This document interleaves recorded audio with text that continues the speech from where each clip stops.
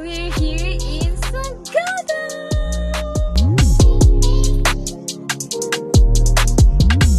Kahit ngayon dito, unti lang din yung mga tourists kasi nga Friday. Pero now, may makakasalubong tayong mga turista na madadaanan natin from different country.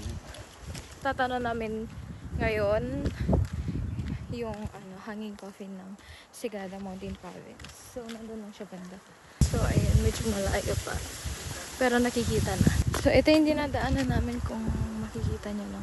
Pababa na siya. Ang ganda talaga ng view dito, guys. Hindi ako nagbibiro. 101%. Pababa na nga kami. At nakikita na yung hanging coffins doon. See you guys! See you there! Let's go!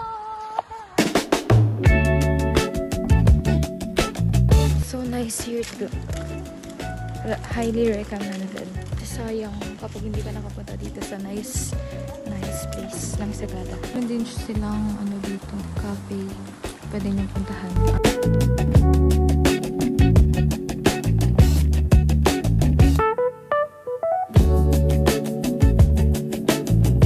So nandito na kami. Ito yung mga hanging coffin. Nasa harap na namin mismo. Here. May history dito sa hanging coffin. Yung mga nandyan lang na nakalibing is yung mga taong pinili. Yung mga may ambag dito sa Sagada. Which is lahat naman. Pero sila yung mga parang ancestral na malaki yung nakabigay ng malaking ambag dito. So guys, ang dami palang history ng hanging coffin na yan. At hindi lang basta-basta na nakalagay dyan dahil lang sa gusto nila. And talagang traditional siya kasi ginagawa na siya noon pa man. And yun yung way nila to respect the elders.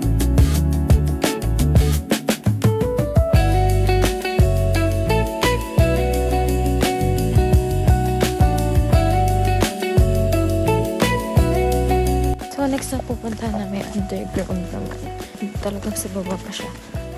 Matarik ang daan guys kaya mag-iingat. So sisigan niyo yung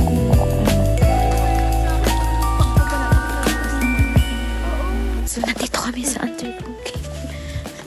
Oh my gosh, ayun siya. Guys, ang ganda.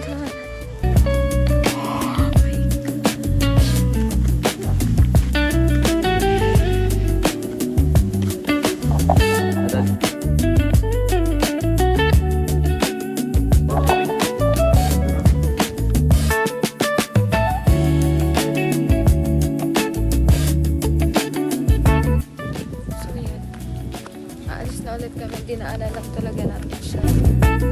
So, ito yung mga dinadaanan namin. So pretty here. Hello po! Ang cute-cute niya!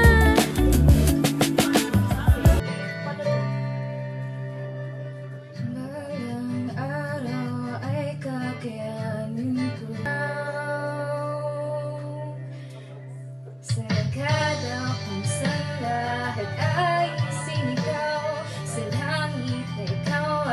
Bye guys! May Sagada! Guys, look at...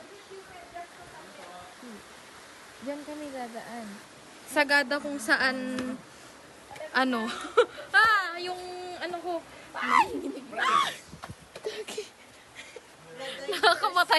Nakakamatay dito Let's go, let's go, let's go, let's go!